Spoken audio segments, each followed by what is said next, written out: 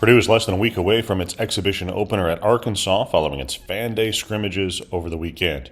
Our takeaways from the scrimmages on Gold and Black Radio. I'm Kyle Charters. Brian Neubert here as well. Brian, in a moment, but first this. Designing and building since 1968, T&W has changed the way people think about construction. T&W's three-stage approach to designing and building is unmatched throughout the construction industry. Learn more about T&W's people, passion, and projects at twdesignbuild.com. Experience unparalleled comfort, service, and cuisine at the Whitaker Inn. This Midwestern oasis is perfect for a relaxing staycation or weekend getaway. Escape from the ordinary at the Whitaker Inn. All right, Brian, the Boilermakers on Fan Day finished with a record of 3-3. I don't know what we make of that, but they won 3 and lost 3. It was a good day for Purdue. It seemed like I thought there were several takeaways, in my opinion. I'm sure you shared some of those and had others as well. I loved the Zach-Ade, Trey Kaufman-Wren combination. I think that we're hoping that we see good things from that. And at least it seemed to me during the time that they were together for a couple of games there during the scrimmage that it could be a pretty dynamic duo up front for the Boilermakers. How long were you sitting on that opening joke? Walking down the stairs from talking to the kid all the way upstairs. So only about 2 minutes. Not bad. Okay. Well, yeah, the Zach-Ade, Trey Kaufman-Wren thing is, obviously one of the things that bears the most attention kind of as the season looms here, how much Purdue's going to be able to do that. The funny thing is, like, every coach I talk to, anybody connected with the program I talk to, doesn't think it's going to be an issue whatsoever. The players are the ones who are like, well, the spacing's kind of interesting. Yeah. Because those are both guys whose game is predicated on them identifying their desired real estate and occupying it. And neither of them are small. And, Zach-Ade's gigantic, and Trey Kaufman-Wren, you have seen his quasi-European game and all his up and under stuff and how much kind of blast radius he needs in the post. Mm-hmm. So Purdue's got to figure out the spacing offensively. You saw a couple of instances where, they were able to play post to post and things like that. Interesting to see if Purdue shows that in games, what defenses are going to be able to do against that in terms of how they can combat it. All it might take is the guy double teaming Zach-Ade or Trey Kaufman-Wren or whoever is making the pass to simply sag off the last second, get a hand up. I don't know. But it is going to be interesting. It's going to be interesting defensively as much as it is offensively. But it is also possible that, for as much as I've written about this, for as much as we've talked about this, rightfully so, because it's a big deal and something Purdue's putting a lot of emphasis on. It's possible this just becomes like a wrinkle and not like something Purdue's in 25 minutes a game or something like that. It's possible This is just a couple of minutes a game Purdue's playing this way, in which case you might be able to get that short-term offensive bump without giving the defense an opportunity to set itself and figure things out on the fly. But Trey Kaufman-Wren's got to make threes too. I mean, that's part of this. They can't have a situation where the defense isn't respecting him out beyond the 3-point line, or else the whole lane's going to get gummed up and things like that. But it is going to be interesting to see what happens to Zach-Ade's assist numbers. Yeah, because there are going to be some scenarios this year where he's feeding the post, whether it's from the elbow or whether it's the other side of the lane. And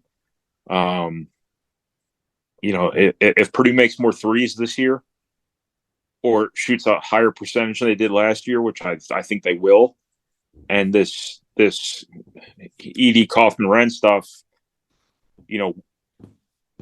is viable and works, there's a world where Zach-Ade's assist numbers double. Yeah. Yeah, and it's probably a world too where his scoring average goes down a little bit. I think it's possible that he has a better year even than he had last year. Well, statistically, at least the numbers that a lot of people look at, the scoring numbers, maybe go down slightly. I don't think that means that he's a lesser player by any means. I think it means that perhaps he's grown as a better all around player, and that perhaps there's, Purdue didn't lack for weapons certainly last year, but perhaps more diversity from that perspective this year. They lacked for ready weapons. I don't know if they were as ready for the moment around Zach Edey as they turned out to be. Now, last season wasn't possible without Braden Smith and Fletcher Lawyer being what they were right away. But at the same time, now those two guys have a year of experience. They understand what all goes into it. And, Trey Kaufman-Wren's in the same boat. And you just have more guys who've done it before. You have more established people around Edey. I think last year, when Zach Edey just turned into Superman before Portland, and this sounds funny to say this, but it's almost like Purdue got sucker punched, and it ended up being the situation where he had to touch the ball around the rim every single time. And now I think they can do some things differently. They can run offense through different people, and you are reading my mind when you say that there are very real possibilities here where Zach Edey's numbers go down and Purdue is a better team. Now, part of that is simply the fact that when you look at Edey's numbers from last year, how much threshold is there to improve? I already talked about his assist numbers increasing, but is he gonna score that much more? Is he gonna rebound that much more? I mean, there's not a whole lot of margin there to fill in. But I think if more of the scoring load gets picked up by some of these other guys, you're suddenly sitting here thinking that, hey, we don't need 25 points a night from Zach Edey. We could get 18 and then a little bit more from everybody else. Defenses have more to worry about, and you could be better because of that. You could also get in situations where as people around Edey become more credible, all of a sudden Edey's maybe not getting guarded by the whole other team too, which could open up a lot of other stuff for people we're not even talking about right now. Yeah, it's for me, this is obscure to a lot of people, not obscure to me because I was there covering it, but it's Katie Douglas junior year versus Katie Douglas senior year. She averaged like 24 points a game as a junior, 20 points a game as a senior because they added all those other weapons and then, lost in the national championship game. She was a better player, just had more weapons around her. The other thing, it was a long time ago, dude. It was a long time ago.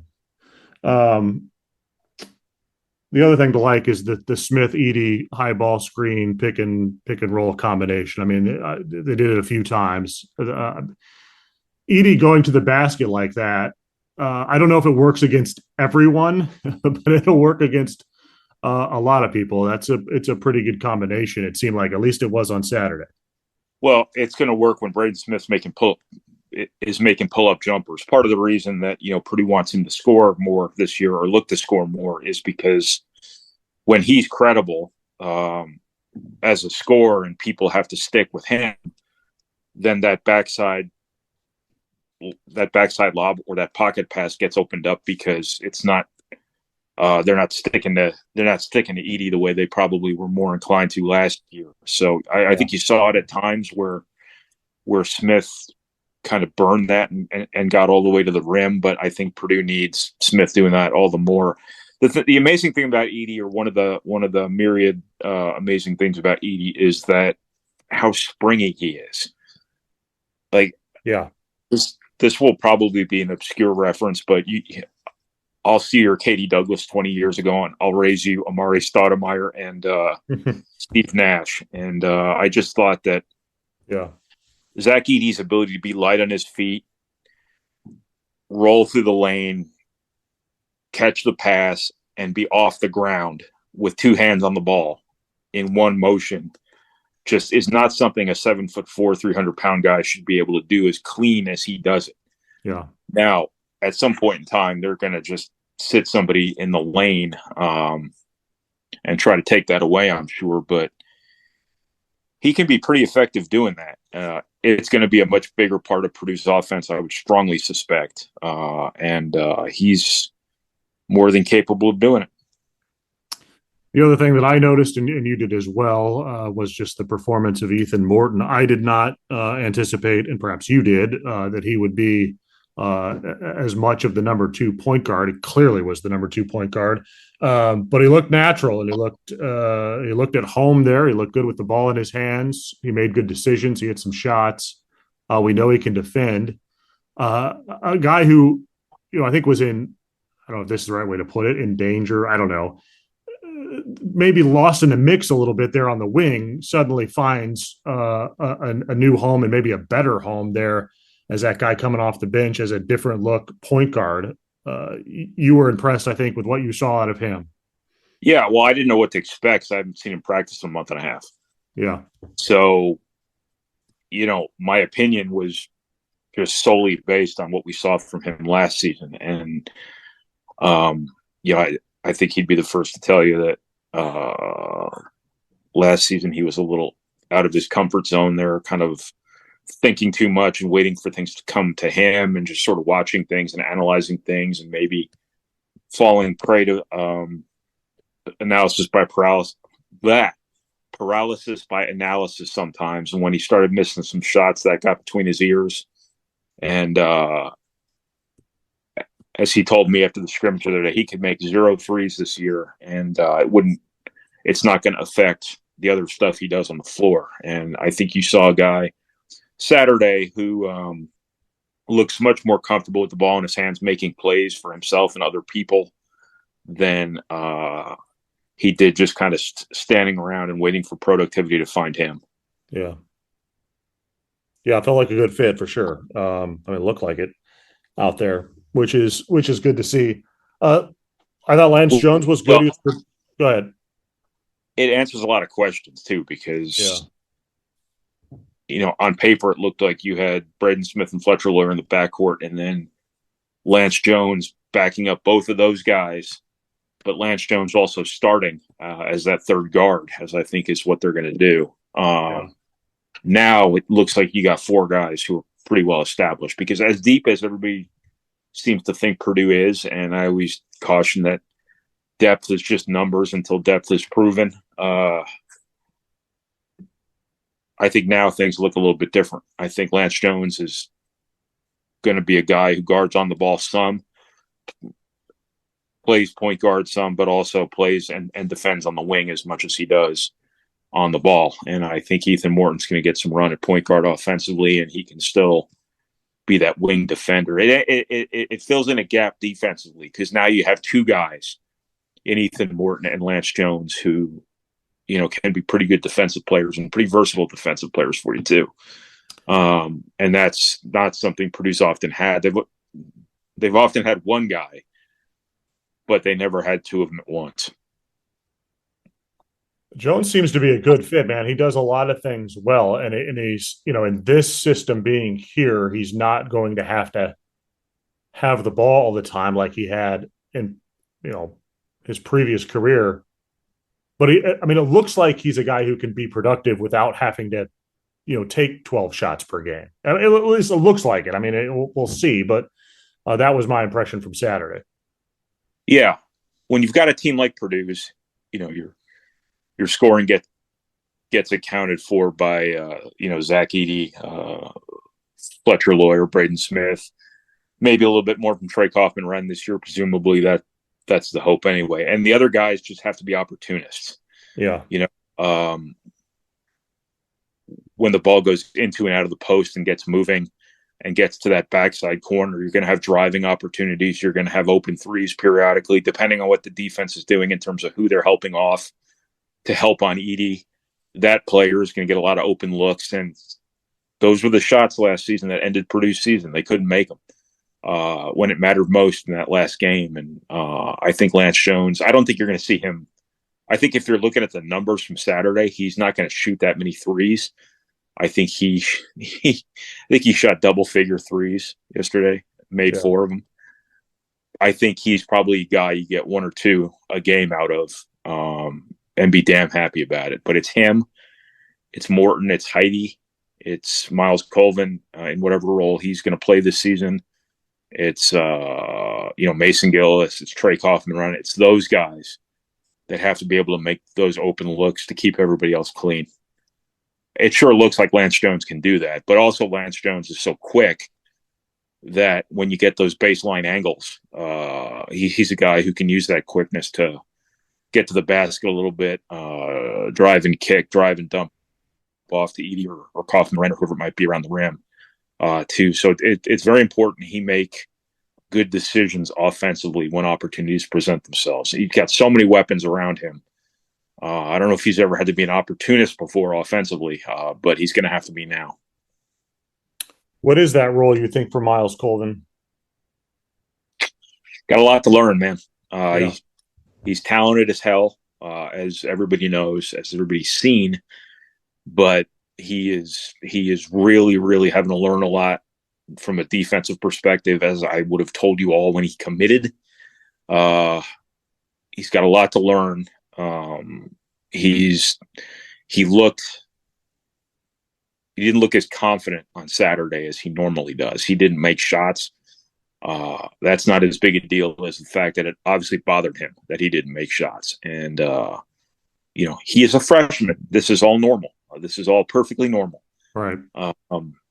So, he's so talented. He's so athletic that it's hard to see a world where he's not, a contributor this season, if not a significant contributor. But at the same time, you got to call a spade here and understand that, hey, this guy might not be ready. Doesn't mean he won't be ready in December, or January, or February. But in terms of day one stuff, it's possible he's just not ready. And the obvious question we will get then is, well, should Painter, just throw him out there anyway in Honolulu and let him learn on the job so he's best at the end of the year? There might be something to be said for that. It's not the end of the world if you lose to Kansas in the Maui Invitational. It's not the end of the world if you lose games in non-conferences here. You'd prefer not to, obviously, but, there is that big picture element. But I think that sort of thing is like, if somebody's really close, then that experience is the difference maker. And I just don't know if he's up to speed defensively enough, and kind of things like that. Yeah, got to remember too, he's like a year young for his class. Mm-hmm. One of the youngest players in the freshman class nationally, and it's hard to believe because he's a grown man physically, and but that doesn't always mean you're a grown man mentally. And there's not a freshman in the country who this is going to come easy to. And he's certainly no exception. So we will see. It's one of the interesting dynamics about this but it is funny how I said before we've been talking all summer about Heidi and Colvin and, Brian Waddell after his great summer. And it seems like it's gonna revert back to the older guys. You're gonna see a lot of Ethan Morton. You're gonna see a lot of Lance Jones. You're gonna mix in the younger guys. So as Painter said Saturday, it's a good problem to have. But as I always say, it's a good problem to have, but it's a problem nonetheless. Yeah. All right, let's take a quick break. We'll come back. We'll talk more hoops, of course, after the Fan Day scrimmage on Saturday. Then Purdue will go to Arkansas to play in a charity exhibition coming up this weekend before the season starts here in a couple of weeks. We'll talk more with Brian here in just a moment. This is Golden Black Radio. On the far end of Main Street in downtown Lafayette, you'll find East End Grill, industrial and classic. The restaurant is built like a steakhouse, but handles like a bistro. East End Grill's menu includes creative starters, simple chopped salads, burgers, fresh fish, and steaks, and the signature shrimp and grits. The staff prepares every item from scratch and emphasizes simple meals that incorporate fresh, local, and seasonal ingredients. A warm and inviting dining room features a cozy bar that includes a great selection of craft beer, inspired cocktails, and a robust and expanding wine list. Whatever your entertainment needs are, a cocktail at the bar, dinner with family, or a special event in the private dining room, the energized and attentive staff is here for you. Eastern Grill in downtown Lafayette, welcome to our table. When it comes to land sales, it pays to have experts in your corner. AcrePro Midwest Farm Group is your local farmland specialist. With decades of experience in Indiana agriculture, no one knows the market better. Whether you're doing a 1031 exchange or simply buying and selling farmland, your local AcrePro agent will walk the land with you and ensure the deal is done right. Visit acrepro.com or call 765-775-6502 and talk to your local land expert today. Again, 765-775-6502. At Purdue Federal Credit Union, it's about a relationship. A relationship that goes where you go, wherever you are in life. A relationship that's committed to free financial wellness resources, lower fees, and innovative digital banking solutions. Because we believe in people helping people. Let's build your financial future together. Purdue Federal Credit Union, your trusted financial partner for life. Federally insured by NCUA. Brian, you mentioned a moment ago that depth is a problem, but it's a good problem to have. But as you pointed out, it's still a problem. How does this all shake out from a minutes perspective? Purdue does have a lot of guys who seem like they can contribute positively. You can't really, in my opinion, especially when it gets to Big Ten play, have a rotation that's 10 or 11. Yeah, no, you can't. 11 deep. I mean, at 9 is sort of the number. He's tried 10 before in the non-conference, and it works to a certain extent. But once you get into January, February, March, obviously, that becomes a little bit different. How does this all work out? Well, somebody's not going to play as much as they probably could. Yeah. And that person or those people are going to have to, for the good of the team, take one for that team. I don't know who that player is going to be. It's the question I get more than any other question before the season is who's not going to play. I think that's in part fans kind of celebrating their team's perceived depth. I also think it's a little bit paranoia in the transfer era, things like that. But this isn't a new issue for Purdue. And as you mentioned before, there have been situations in the past where they've played too many guys. I'm going back a long ways here now. It's not like it was yesterday, but I keep going back to the year they were playing Kendall Stevens, Dakota Mathias, and Ryan Klein, and they weren't playing any of them enough. And as soon as Kendall Stevens sort of went by the wayside, Dakota Mathias and Ryan Klein both took off. But they were playing 3 guys just because they had 3 guys who were good. And I don't think it was helping any of them. And then when it went down to 2 guys, I think that helped both those guys. So I wouldn't anticipate Painter going out of his way or potentially hurting his team by just trying to give everybody minutes enough to keep them happy and things like that. But there are more guys on this team who can play, who just aren't going to play as much as they've probably shown they can. I'll go back to Brian Waddell here. He had a great summer. He was really, really good. But was he so good that now all of a sudden he's a Big Ten ready physical specimen, or is he just the sort of guy who is going to be a few minutes a game here and there when you need somebody who's going to do all the right things and be solid and not hurt you while he's in there? That I don't know, but he's the sort of player Matt Painter tends to default to. And, I just don't know if they can get enough minutes for all those guys. It's why coaches get paid a lot of money to make decisions like this and, all that stuff. Will Berg is not in the rotation, but he appears to be a guy who has a bright future and could be playing for a lot of teams. He's unlikely to be playing a whole lot on this team this year. No, he's not going to play at all. In terms of relevant minutes, but he's got some ability. He's going to redshirt again. Basically, which is a great thing for your program. When you can get guys and have them wait an extended period of time for their turns. That's how the Wisconsins of the world did what they did, and that's how a lot of great programs, aside from the one and done folks, have done things before. Now it is trickier now than it used to be, because all of these guys have to ask themselves after every season where they want to be. But no, Will Berg has shown some real potential here. He doesn't look ready to me, but every time I see him, he does one or two things where you're like, hey, there's something here. That little short roll runner he made on Saturday. This was a guy who his first week on campus, I was out at practice and he couldn't make a layup. Yeah. He could not put the ball in the basket from like a foot away. He was so raw from a basketball perspective. He was so out of shape as he was getting ready to move to Purdue, move from Sweden over to the United States, that he just looked lost. And now he's in good shape. He's healthy. From everything I understand, the pterodactyl tooth they took out of his foot, as Purdue jokingly calls it,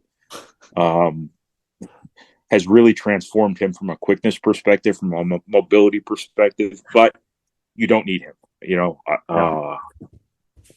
There are no minutes for him, even if you wanted to play him.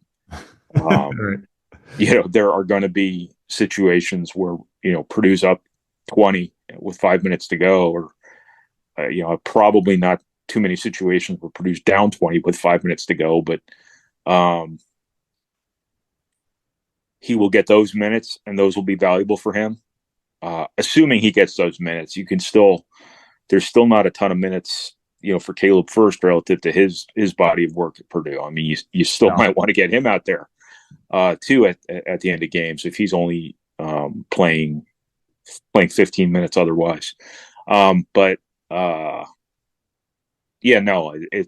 He's showing some positive things, but Purdue doesn't need him until a year from now. And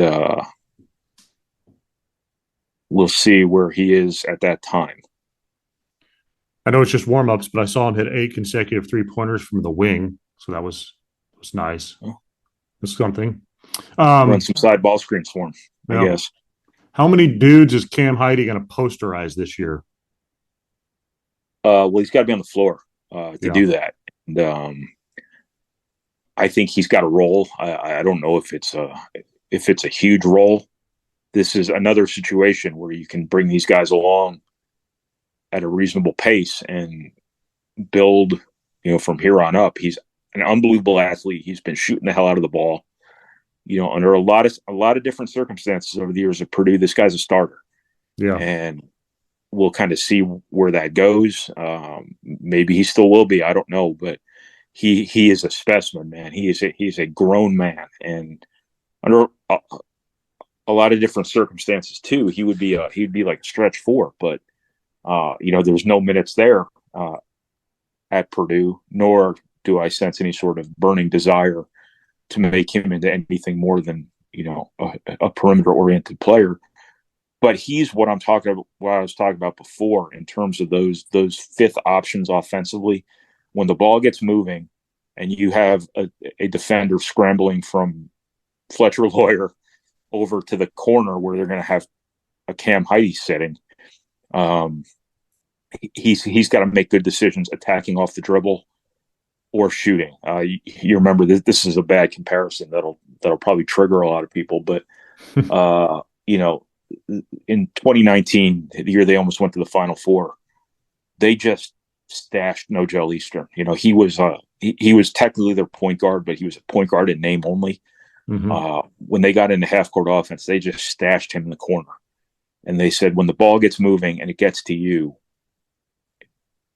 if you have an advantage on a guy, drive past him, go baseline. And, he was a better offensive player just doing that 3 or 4 times a game than he was when he was out there thinking he needed to be a scorer the following year. And it's that zone on the floor that's going to be so important. That corner, that opposite corner 3, that opposite corner baseline drive, sort of things like that. Guys playing off shot fakes, guys making the right pass off the dribble, guys making the right decisions going to the basket or not going to the basket, sort of things like that. And that's where Cam Heide's always been really good in my observations, is kind of attacking that baseline. He's kind of the proverbial slasher. And you saw Saturday how he's capable of kind of playing above the rim when he has a step on somebody. Yeah. The opposite baseline reverse jam. That was eye-opening. That was nice. That worked. Yeah, it's the sort of thing you haven't seen very much over the years at Purdue, and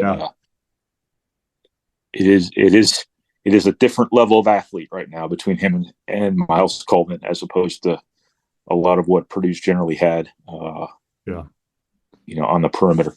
All right. Aside from hitting shots and mental toughness in March, which is my number one concern when people ask me, what are you concerned about? What concerns you right now? So do people just kind of come up to you on the street and be like, hey, what concerns you about Purdue? That would be kind of weird. You'd be surprised.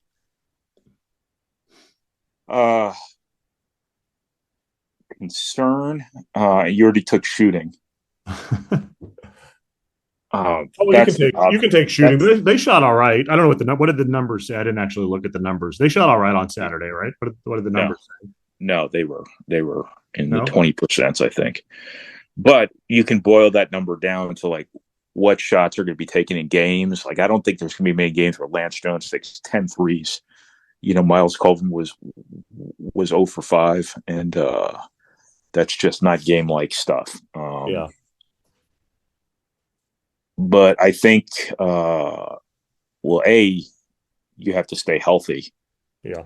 I would ordinarily say that, hey, you have to stay out of foul trouble. But I think, you know what, even if Ross-Ade every now and then gets in foul trouble like he didn't last year, I think Purdue's still pretty good. But no, I just think the turnovers are part of it. I think Braden Smith has been tasked with being way more aggressive as a scorer this year, and that adds another fine line for him to walk in terms of being aggressive, but also making good decisions and taking care of the basketball. There's no reason to think he's not capable of doing that. But it's just something to watch. If they're playing, Kaufman, Wren, and Edey together, how many offensive fouls, how many tipped cross-lane passes are going to come out of that and be turned over, and then how much are you going to get beat in transition because you've got two plotters on the floor together, stuff like that. That would be, I don't, concern's kind of a strong word. That would be more of a curiosity to me, but, Purdue is so damn efficient, and they have so much going for them offensively, if they're making threes. That you just have to keep maximizing those possessions. You got to keep those possessions. You got to keep getting offensive rebounds. If you can force more turnovers, great, but you can't fritter away possessions. Purdue was okay with that last year until it mattered most.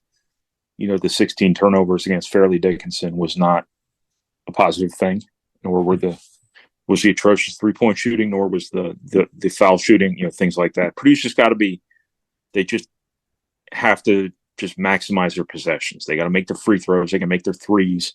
They have to keep their possession totals high, and you can win mathematically more often than not if you just do that. Yeah. All right. Thanks, Brian. Yep. No problem. That'll do it for our podcast for this week. Thanks to our sponsors. As always, if you do like the podcast, please rate us 5 stars on your favorite podcast app. Leave us a comment as well. All right, that'll do it for our show. For Brian Neubert, I'm Kyle Charters. This is Golden Black Radio. Okay, round 2. Name something that's not boring. A laundry? Ooh, a book club. Computer solitaire, huh? Sorry, we were looking for Chumba Casino. That's right. ChumbaCasino.com has over 100 casino-style games. Join today and play for free for your chance to redeem some serious prizes. ChumbaCasino.com. No purchase necessary. Void where prohibited by law. 18+ terms and conditions apply. See website for details. Airline credit card rewards have helped grow America's travel and tourism industry. In 2022, 15 million Americans traveled domestically using reward miles, generating $23.4 billion for local economies, supporting more than 183,000 jobs. But now Congress is considering legislation that could eliminate credit card rewards and decimate the U.S. travel and tourism industry. Tell Congress to support travel and tourism jobs and oppose the Durbin-Marshall credit card routing legislation. Visit handsoffmyrewards.com/travel to take action. Paid for by the Electronic Payments Coalition.